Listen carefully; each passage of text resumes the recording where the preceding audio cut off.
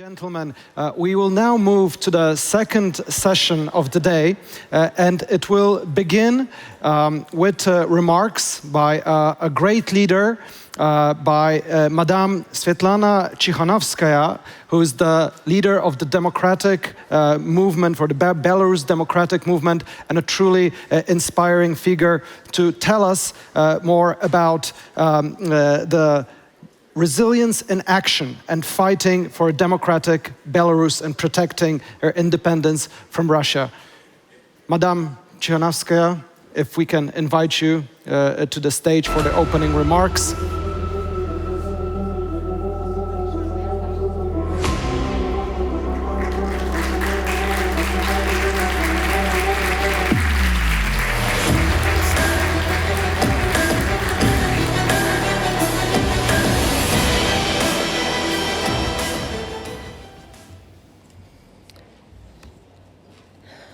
So, dear Excellencies, dear friends, dear Minister Mantas Adomėnas, Minister Czaputowicz, Honorable Oksana Ustinova, Honorable Steve Cohen.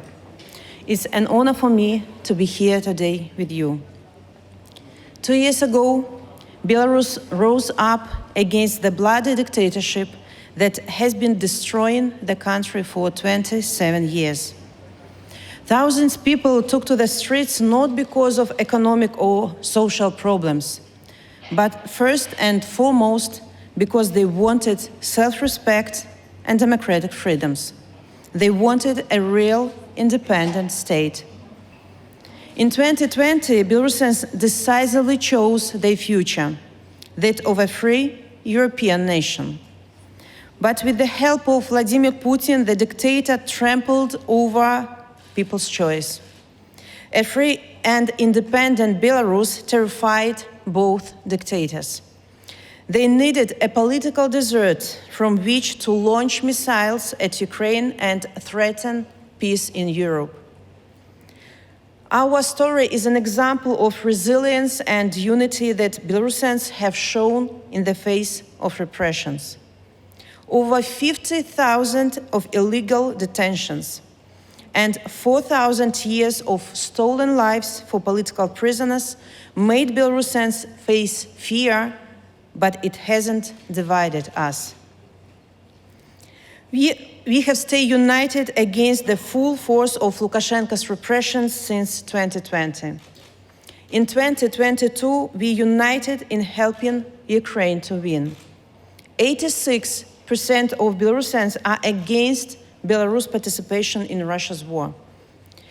You may have heard stories of our railway partisans who stopped Russian trains. Dozens of them face up 20 years of prison, and some face death penalty. We keep our fingers crossed for our military volunteers in Ukraine. 15 lost their lives already. As I speak, Belarusian battalion is part of Ukraine's counteroffensive, chasing the invaders away. We all understand that the speed of changes at the Ukrainian front opens new opportunities for Belarus, and it's moving so fast. So must we. To stay united and resilient, we have created the United Transition Cabinet as the central executive body of the Belarusian Democratic Movement. This will remain until new elections are held. The cabinet includes representatives of major political groups and will represent the interests of Belarusian people. We are working tirelessly to set out our Belarusian vision to leave the decades of darkness behind and create a bright future, a nation reborn. And I'm here to share it with you. We see democratic Belarus as the centerpiece of European security.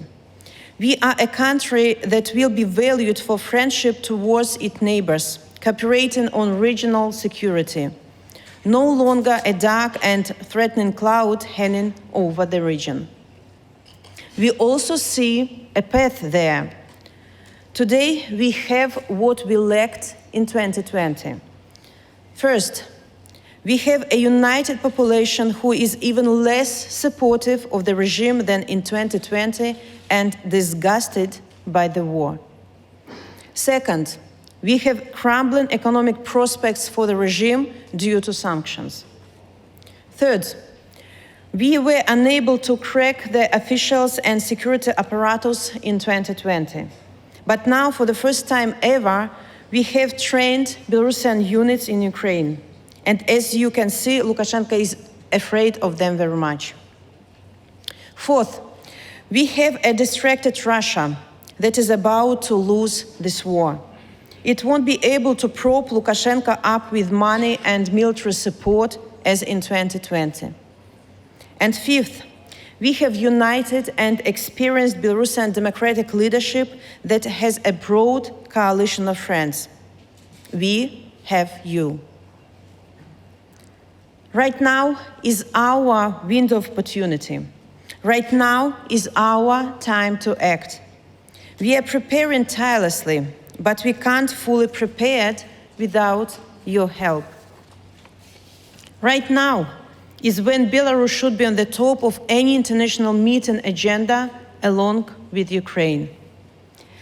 It became clear that there will be no safe Ukraine and there will be no safe Europe without free Belarus. Belarus is not only part of the problem, it's also part of the solution. I'm thankful to Poland, Lithuania, the EU and the United States for being our devoted supporters. Thanks to your consistent position, Lukashenko's regime was isolated, and civil society and independent media resumed their work. But more can be done. First, distinguish Belarusians from the regime. We call it two-sided approach. Punish the dictator, but help the people. We should keep Belarusians in European orbit, keep and strengthen ties between the people of Belarus and the rest of Europe. Visa ban on Belarusians is not a solution. Instead, consider closing loopholes so Lukashenko and Putin cannot avoid sanctions. Second, we should maintain and expand our coalition. I was at UN General Assembly last week, and unfortunately, the rest of the world has a very little understanding what's happening in Belarus and Ukraine. Secure Europe is in the interest of the world, as the gas, grain, and migrant crises have shown. Europe can't be safe with two rogue states in the east running around bullying neighbors and threatening nuclear war. Third, we also need your Ukrainian support. No aid delivery can help Ukraine as much as eliminating 1,000 kilometers of Belarus-Ukraine hostile border to defend. We should work together on building an alliance between Ukraine and democratic Belarus. We ask Ukraine to establish cooperation with the United Transitional Cabinet. We realize that nobody apart from Belarusians can bring changes to Belarus. We learned to be self-sufficient. We learned it is a marathon. Our independence, our security and democracy are for us to ensure. But we want you to stand with us and our vision. Dear friends, let's remind ourselves, unlike thousands of those behind bars, we have the freedom to act. Not to fake deep concerns, but to make a real difference. Now it's our turn. Now it's time for us to lead. Thank you.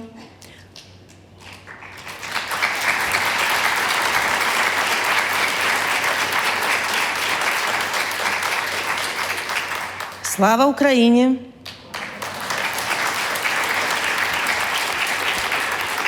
І живі Білорусь! Дякую.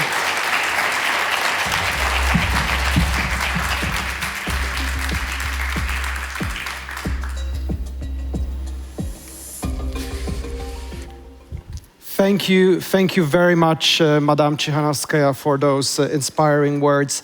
Ladies and gentlemen, they have opened up for an incredibly important discussion where we have some fabulous guests to follow. And for that, I will invite a great moderator, Mr. David Ignatius, an associate editor at the Washington Post. David, please join us. Welcome to Warsaw.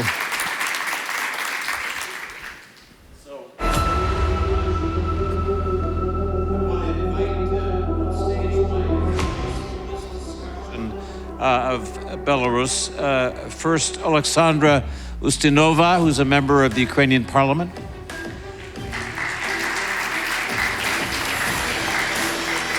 Mantas Adomėnas, who is the Vice Minister of Foreign Affairs of Lithuania. Jacek Czaputowicz, who is the former Foreign Minister of Poland. And I'm pleased that Sviatlana has agreed to join us on stage for a few questions after her excellent address. So, Sviatlana Tsikhanouskaya. So, just to introduce our discussion, Belarus is the other great freedom fight in Eastern Europe. It's been overshadowed by Ukraine, but is important in this broad story. And I want to, in the brief time I have with Sviatlana, who's going to leave us after these two questions, ask you a couple of very simple issues. First, what can the Belarus opposition do for the Ukrainian people in the period of their struggle that's ahead? You talked about things that have been done in the past. Going forward, as this war continues, what can the opposition do to help Ukraine? So, first of all, it's not opposition, but Belarusian people who would like to help Ukrainians to win. Because we, as I said in my speech, we realize that without free Ukraine, there will be no free Belarus, and we fully understand this. So it's our task, it's our obligation, not only fight with the regime in Belarus, but also help as we can in our situation, Ukrainians to help, to win. So at the moment, hundreds of Belarusian volunteers, military volunteers, are fighting in Ukraine. It's, you know, they are defending not only Ukraine, but also defending Belarus. They actually on the counter-offensive of Ukrainian army at the moment, liberating the lands of our neighboring country. Then now we see that there are signs that Russian troops can deploy Belarusian land again, and we are preparing our partisans, you know, to act decisively at this very moment. The acts of sabotage that took place in February and March can be repeated again, though people who are making these acts of sabotage can face death penalty, but it's like our feature of Belarusians, you know, to step over fears and to act to help Belarus and help Ukraine. So I'm sure that Belarusians will again be involved in sabotaging railways, in giving information to Ukrainian army, and you know, to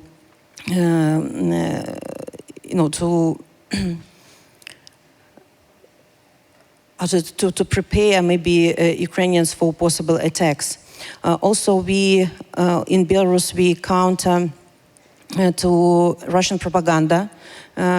State television in Belarus, they reiterate Russian narrative about Nazism, about enemy, external enemies, and it's our task to inform people what's going on in reality.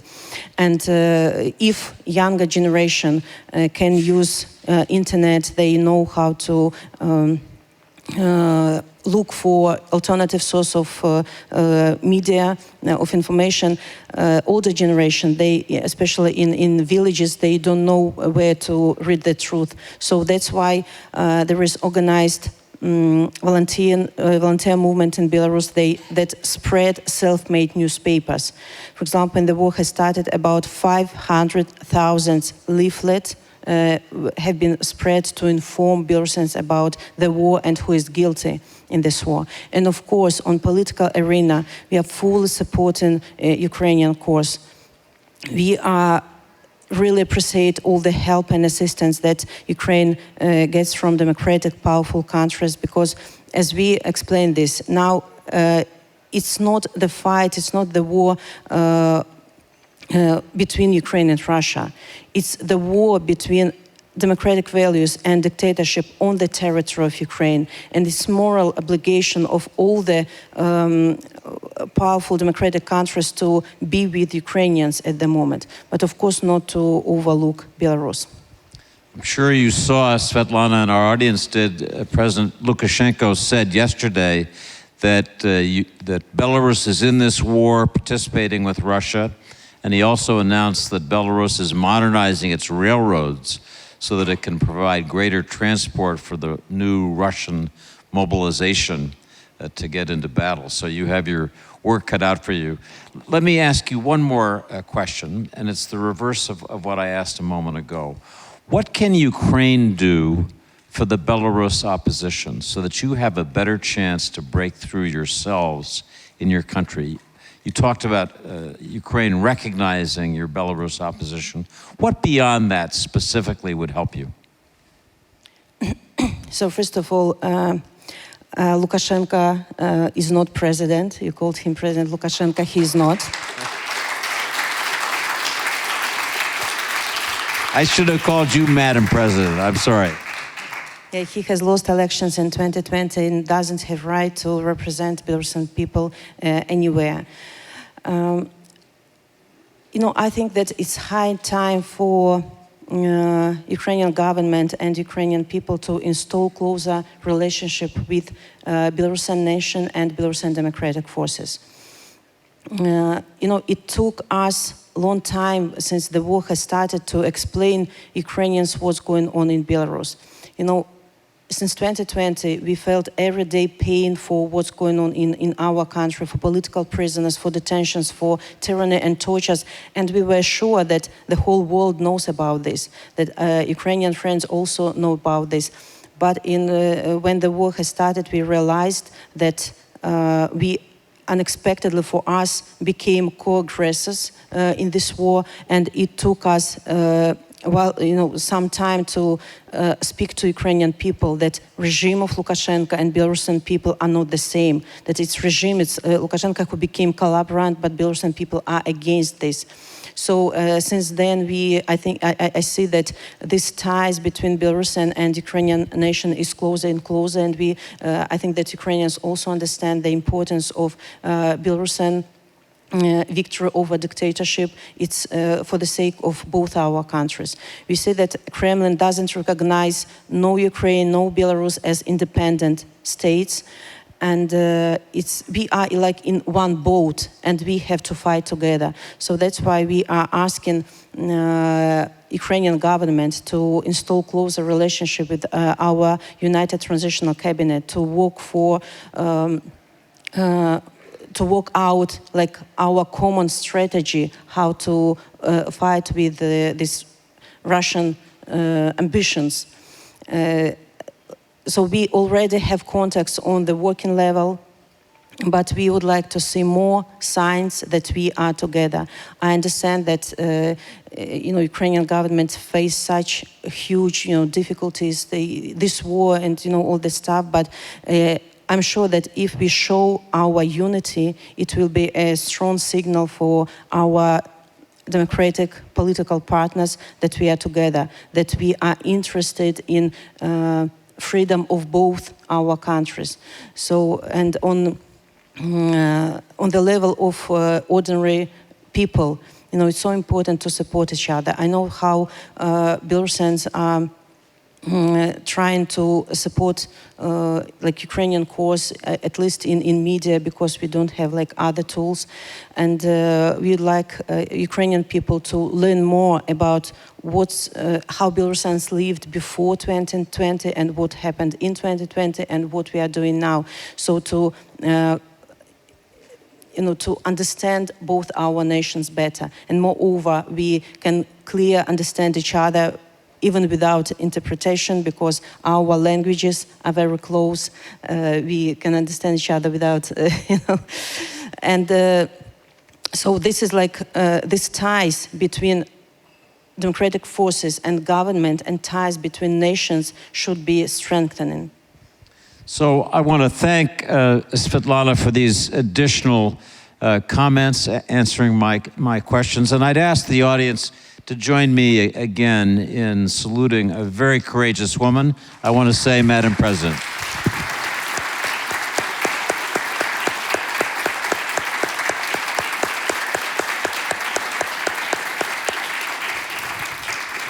So let's turn now to the question that Sviatlana has put to us, and I want to ask each of you briefly to answer this in your own way. I'll start with you, Oleksandra.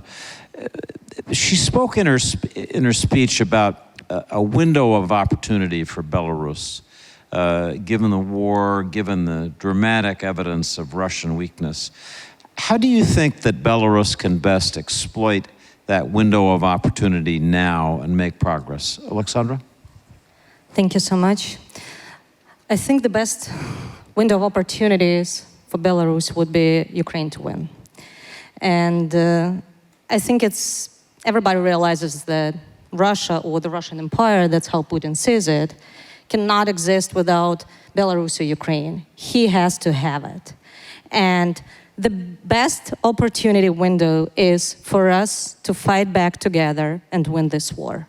Because yesterday Lukashenko de facto acknowledged the Belarusian participation in this war. And there is no other solution but to stop it. If we talk about the opposition, and I can tell you that Ukrainians had been so supportive when the first protests in Belarus started. I remember in 2020. I had friends coming and living in my house who were escaping. And we, as the parliament, had been trying to draw attention of the government. We had statements from the president supporting the opposition and not the self-proclaimed Putin's puppet, who Lukashenko is. But today, we as Ukrainians are asking Belarus and Belarusians to fight more.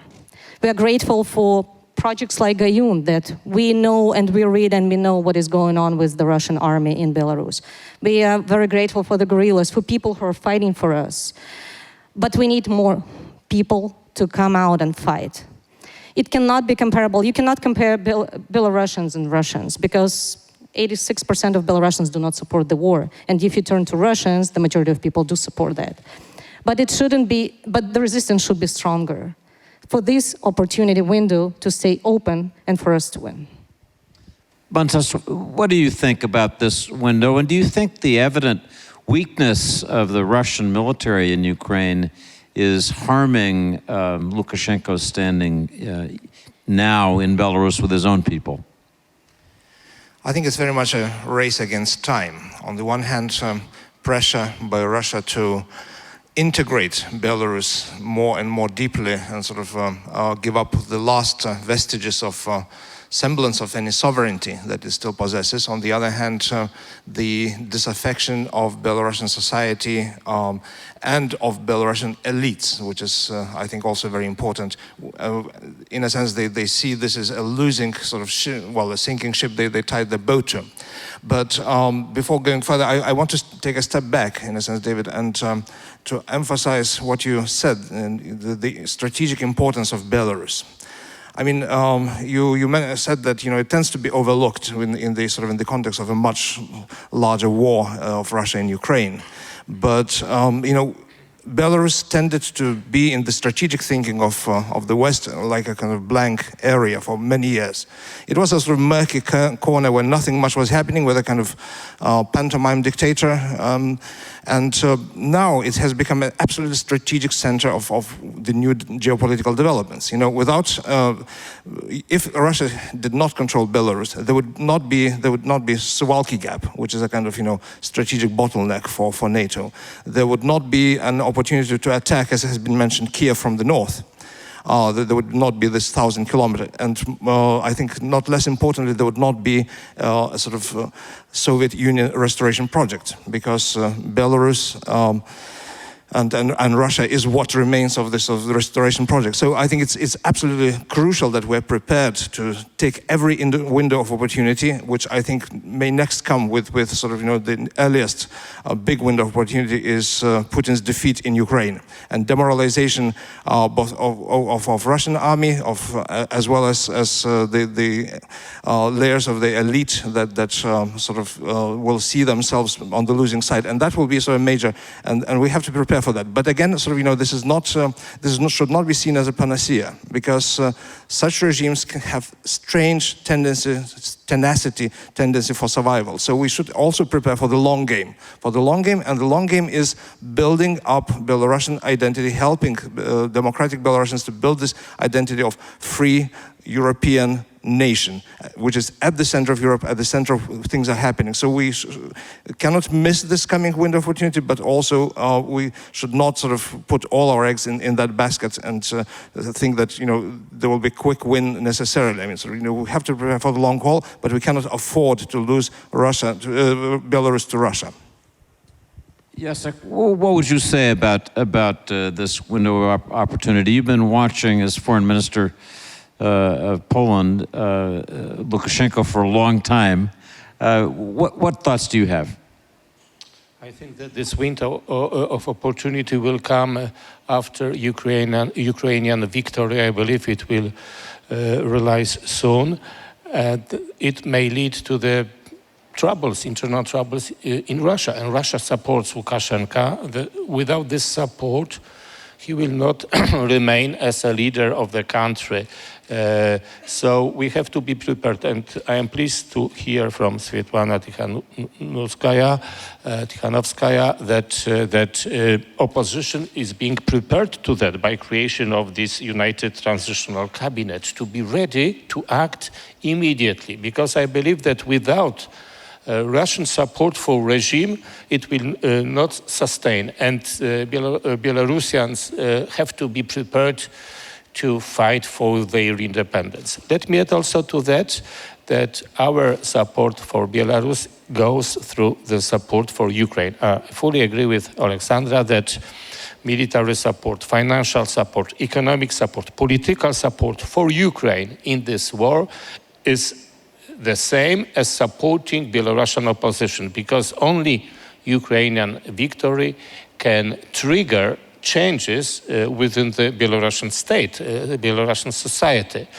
I believe that in future we will be in one, so to say, format. It happened that we in this panel represent 3 countries belonging to so-called Lublin Triangle: Ukraine, Lithuania, Poland, and there is the room also for Belarus there, if there is a Belarusian state. So there is also a change of mentality in our region. We understand that we have to be united against threat which comes from Russia. Let me ask the 2 foreign ministers, current and former members of the foreign ministry, to explain something that puzzles me. Many of Russia's neighbors have been seizing this moment of Putin's weakness to find greater space. For example, Kazakhstan. For example, Armenia. For example, Kyrgyzstan and Tajikistan. A little more distance from Moscow. We don't see anything like that yet from Belarus. Do you think that's possible? Let me start with you, Mantas, and then Jacek. I don't think that's possible as long as Lukashenko is in power. And of course, he will try to put across this sort of narrative, which is a kind of a totally flogged to death horse, that, you know, sort of, he is the only guarantor of Belarusian sort of sovereignty and independence, and something that he tried to put across. And time again, sort of democratic politicians fell for it. You know, sort of, we should support Lukashenko because what may come next is either total surrender to Russia or someone even worse. And, you know, but to be manipulated is, you know, and to continue to be manipulated is not something can become a sort of basis for a reliable sort of policy. So we should really see through this narrative.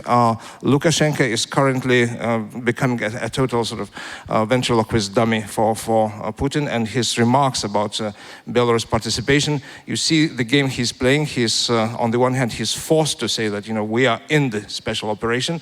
On the other hand, trying to portray that, okay, well, we are sort of in, but not with our troops. So trying to walk this tightrope. But the game is becoming more increasingly thin. So as long as Lukashenko is there, he's no longer in control of the situation. He has been master manipulator, but has been out-manipulated by Putin, has no strategic space, and is not seeking to gain any. He's only trying to portray himself to those gullible Western politicians who still think that there is a sort of dialogue possible, that he's somehow a lesser evil than Putin, and maybe should be somehow appeased. There is no hope in that. There is no perspective. It's a dead end. Jacek, what do you think about whether there's any space available for him? I think that you just mentioned these countries which look for room for their own policy. They sense, they understand the weakness of Vladimir Putin and weakness of Russia in this war. So without this glue, it's difficult to maintain this relations. Therefore, there are tensions. As far as Belarus is concerned, let me also draw your attention to the fact that, however, we can criticize Lukashenko for breaking human rights, and I think sanctions are justified on Belarus. But on the other hand, he's not side to this war. So the Belarusian army haven't invaded Ukraine. You could imagine at the very beginning that these two countries will act in alliance. So I think that he cannot be compared to Putin as far as responsibility for this is concerned. It is, of course, because he's clever. There is an attitude amongst Belarusians that war should be criticized. They could not be involved in this war.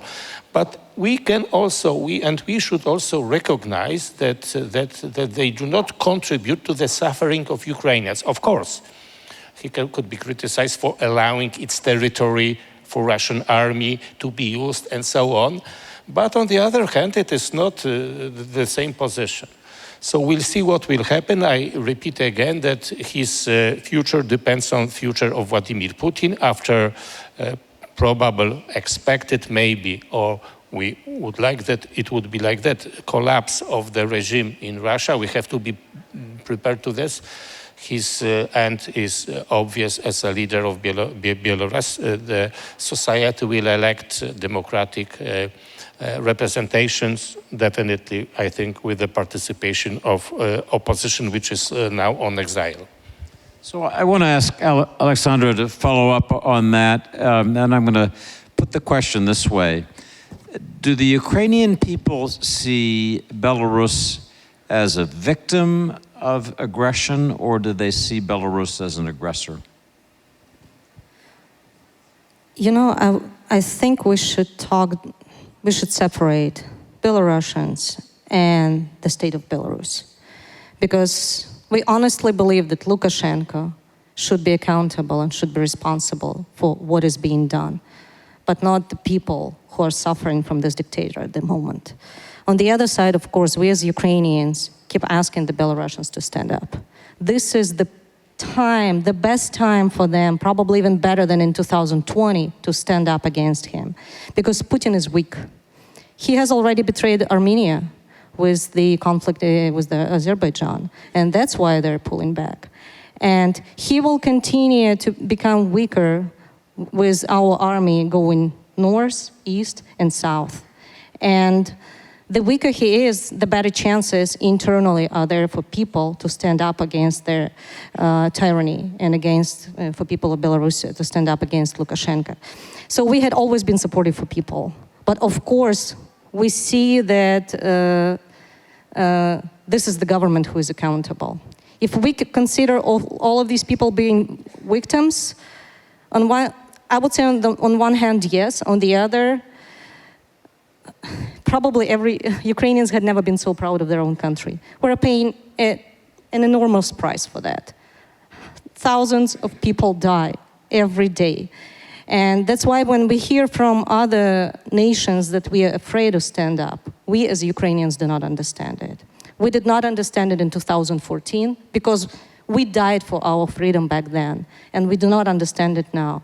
That's why we're asking not to be victims, but to be those who stand up and fight for their own countries, and then it will be a common victory for everybody.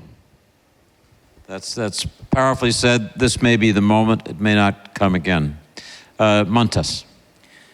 I want to pick up on what Oleksandra said. I think I totally agree that unlike Russia, where I truly believe this is not Putin's war, it's Russia's war. It's a society which allowed itself to be indoctrinated, which has turned sort of in ideological fervor sort of to support this regime and is still supporting, and the fact that it tries to flee personal danger is not an indication of any resistance. In Belarusian case is different. It's very much Lukashenko's participation in the war, but then again, I would like to disagree with His Excellency Minister on evaluation of the facts. Yes, Belarusian units did not directly engage, but they allowed military exercise to be turned into the beginning of the war. They allowed the territory to be used. They allowed the territory to be used from which missiles were launched. Now they're preparing to train Russian troops, and they're providing ammunition. So the fact that it is a sort of, Lukashenko is a Mussolini to Putin's Hitler is not sort of, does not relieve him of responsibility. The precise amount of this responsibility will have to be evaluated by an international tribunal. I'm not sort of prepared to sort of venture a suggestion, but responsibility is there. He's an aiding and abetting this war. He's an accomplice of this war, and I think we should be very clear that there should be no principle sort of line drawn between the two regimes and their sort of complicity in this crime of aggression. So we're going to turn to the audience for your questions in a moment, be thinking about them, but I want to ask one more question of Jacek. So I'd be interested in your thoughts about what a post-Ukraine war Belarus might look like, what role it might play in the region, and whether a Western-looking Belarus will help pull Russia west with it. Does that make a difference, or do you think the pressures are already there to pull Russia westward? So I think that first big question is the end of this war, how it will finish, and of course everybody in Poland, in the West, supports Ukraine and wishes that Ukraine win. And I think now we have to simply be prepared for the collapse of Russia as a state, because it will be very difficult to accept for leadership in Russia, particularly Vladimir Putin, a defeat, a failure in this war. So this is the big problem. I don't know if we in the West are prepared for this scenario, which may happen. And it will be no time to reflect on this. And it will be an opportunity for other countries and even regions within Russia to be more independent or to be more self-governed. So again, I will repeat what was already here said. The only way to act these days to support this line of thinking and this positive from our perspective scenario is to support militarily Ukraine and financially, and not to be blackmailed by the Russians in the field of energy security, for example. it is premature to say what would be the role of particular countries. I am sure that Poland will be a leading country in supporting Ukraine until the end. But I have an impression that more say will have these countries which support Ukraine these days. So I see United States, United Kingdom, Poland, countries of our regions. So now we can forge relations in the region between Poland and Ukrainians. I am very pleased to read that way of thinking about Ukrainians in Poland changed very positively and vice versa. So we treat ourselves as rather as kind of a brothers, if you can use this word. We have these relations with Lithuania and believe also that Belarus will come to this camp. Yes, let me also refer to remark of Minister Adomėnas that I agree that Lukashenko is responsible, but however, the fact that Belarusians are not fighting to arm with Russians against Ukraine will help to reconcile and to maintain good social relations between Ukraine and Belarus in future, because the relations between Russians and Ukrainians, difficult to imagine that they will improve due to the psychological effect of war, of killing, mass killing.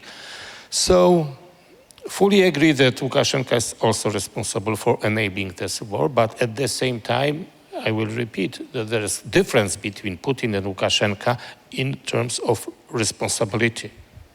Oleksandra, you wanted to jump in on this. Yes, I'm sorry. I just want to make it clear, and I think Sviatlana Tsikhanouskaya in her speech said about that as well. It would be a totally different war without Belarus, because a 1,000-kilometer border and missiles, ballistic rockets, and everything flying to Ukraine from Belarus is what is destroying the infrastructure and killing thousands of people. Irpin, Bucha, all these mass scares would not have happened if Belarus did not help. But the problem is the sanctions that are introduced now by the international community are weak. It's not even about the loopholes, it's nothing. Because there are sanctions at Lukashenko, but none of his military men. Nobody is responsible for those who actually help them launch those rockets or missiles. There is no responsibility for them, and they do not understand that they will end up in the International Criminal Court or International Tribunal, if this ever is going to be a tribunal, if it's ever going to be established. We hope it will. So the problem is these people do not understand their own responsibility, and it's the West that has to pressure with more sanctions, more powerful sanctions, to bring justice and accountability, not only for Lukashenko personnel and his family, but for the rest who are involved as well. So there's a specific takeaway for me, the recommendation for more specific sanctions against Belarus itself now as a deterrent on its actions. So let me turn to the audience. Please raise your hands, identify yourselves. We do have mic runners today, so yes, sir, in the second row. And if you have want to direct this to a particular panelist, please do so. Thank you, David. Christoph Marschall from the German Daily Der Tagesspiegel in Berlin. I have a question which arose from your discussion. Why are not more countries, people fighting back? Normally we see in history, when you have a war and it's the end game, every nation who has still some claims wants to join the fight in order to get their piece of victory back. So we have frozen conflicts all over at the borders of Russia. Do you expect a moment when people in Transnistria will take the fight, when people in Georgia will take the fight? Or why are they not doing it? Because of, I could also imagine that the West is not very much interested because it raises risks. It could trigger the escalation most of us don't want to see. So how do you see this developing? Is it a question of time when others will raise up, or is it not going to happen because the West doesn't encourage such a kind of behavior? That's a great question. Are we facing another 1989, in other words? Who wants to jump on that? I may start. Honestly, as a Ukrainian, I can tell you that I personally believe that frozen conflicts is a very comfortable term, probably that the West has been using. And it was a very comfortable term for everybody since 2014, when we as Ukrainians, even here at this forum, were begging for help and crying that he's not going to stop Nobody was listening. And the same is in any other country, unfortunately. So it was the international community who pressured people to step back and not fight against the evil, against Russia, who did not help back then. So hopefully, if there is help internally coming, these people will raise. I honestly believe that Russia will fall apart. And we are going to have, I don't know, 20, 25 countries evolving. And the worst is, the West is not ready for that either. There is no strategy for that, whether in the United States or in Europe. And that's why Ukraine is not getting all the weapons needed. And this is the problem, because nobody wants us to win. Everybody wants us to hold Putin, to fight it there, and have a so-called frozen conflict. Because if we win, there is no strategy in the world of what to do with Russia and with any 20 or 25 states with nuclear weapons that are going to end up the world with. So unfortunately, this is the problem that everybody has to sit down and talk about now honestly, and not to pretend that there are frozen conflicts. I'm sorry, thank you. Well said. Mantas. I think that's precisely what we're saying, that, you know, there is going to be no stability and security in Europe until Ukraine is restored to 2014 borders, the pre-2014 borders, and there are reparations and there is a sort of responsibility for the crimes of aggression.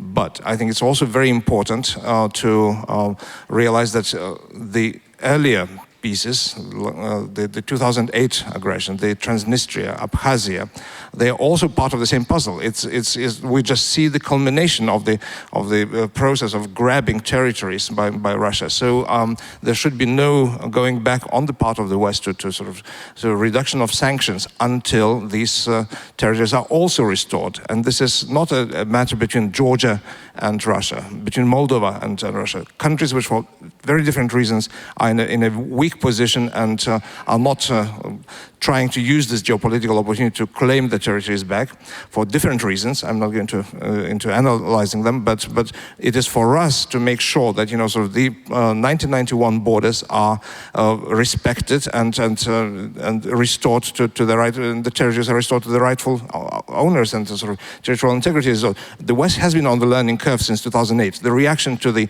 invasion of South Ossetia has been extremely weak. Donetsk, Luhansk, and Crimea were totally unsatisfactory. We're still on the learning curve, and we should realize that, you know, it's not escalation is the word that we should sort of prohibit. All escalation that is needed has been introduced by Putin. What we are trying to do is to restore stability and order, and that's not going to happen until Russia is pushed out of the territories and until it cannot sort of portray its aggressive policy as leading to any sort of territorial victory. Because for that regime, it's going to be an incitement for further acts of aggression. So until that happens, there is going to be no lasting stability in Europe. So I'm going to turn back. Let's take a couple more questions from the audience, and we'll come back to our panel for closing comments. Is there anyone on this side who would like to be recognized? Not seeing any hands. Yes, ma'am. Hi, my name is Amanda Rifkin. I'm in the newsroom for Deutsche Welle, and I would like to talk a little bit about when Russia does collapse, because I am with the panel on this. It's inevitable at this point. In Poland, after 1989, we had an indigenous economist, Leszek Balcerowicz, totally overhaul the market and make it into a functioning market economy that we see today. What will this look like in Belarus? And in Russia itself, what will the morning after Putin look like? My suspicion is that the person that will do it is the one closest to him. It will be Patrushev. I don't know if this is something that the panel would agree with, or if there are other prognoses or thoughts on what that would look like, but I would be very curious to hear. The day after, let's take another question. Yes, you're in the fourth row. Hello, my name is Vic. I'm a researcher from Maastricht University. My research goes into autocratic resilience and democratic promotion by the EU. So my question is mostly directed to Mr. Adomėnas and Czaputowicz. To what extent see the Poles and Lithuanians, their voices heard within the wider EU with regard to Belarus? Are you finding roadblocks? Are you finding openings with your partners in the West mainly Netherlands, France, and Germany, as these countries have less experience, less historical and societal experience with Belarus and the post-Soviet space. Thank you very much. So we have just over 2 minutes left, and let's have concluding comments. Jacek, you first? Yes, let's me refer to the last question. Indeed, our countries support democracy in the eastern part of Europe, especially in Belarus. When you look at the policy of main EU countries like Germany and France, in my opinion, they look at the region through their relations with Russia, which they prioritize. And it was why they do not see these developments as clearly as we do in Ukraine or in Belarus. So it was a mistake. It was recognized that you cannot look at the relations in the or phrase them or understand them as a kind of a concert of Europe, 19th century concert of Europe, where Russia is perceived as an indispensable element of European security system. You have to also see these smaller countries and nations and acknowledge that they have also the right to independence, to sovereign development. So there is a difference. Sometimes Poland is portrayed as a country which is against, so to say, European values. No, these are European values. You have to support a weaker side in the conflict, like Ukraine. You have to understand aspiration of nations like Belarus. These are European values. You cannot look at relations in this realistic geopolitical power relations, like it has been done until now by Germany and France. Mantas. There's been a window of susceptibility following 24th of February when major powers of the EU said, well, if only we had listened to what you were saying about Russia. Because before that, Lithuania, Baltic countries, Poland had been branded as Russophobes, sort of who are panicking needlessly. Our panicking turned out to be extremely accurate prediction of its behavior.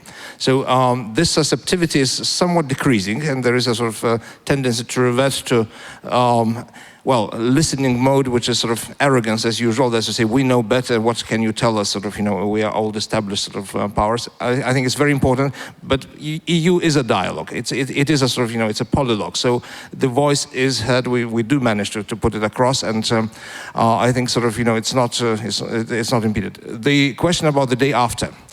Well, that's precisely the task for the United Transitional Cabinet, to work out scenarios for sort of viable transition, and the more cogent, the more persuasive it is, the more likely it is to grab the imagination of the Belarusian people. I said, the long game is building this sort of it's European independent identity of Belarusian nation as a nation in Europe, and this is a work which needs to convince that there is a viable Belarus without sort of Russia's constant injections.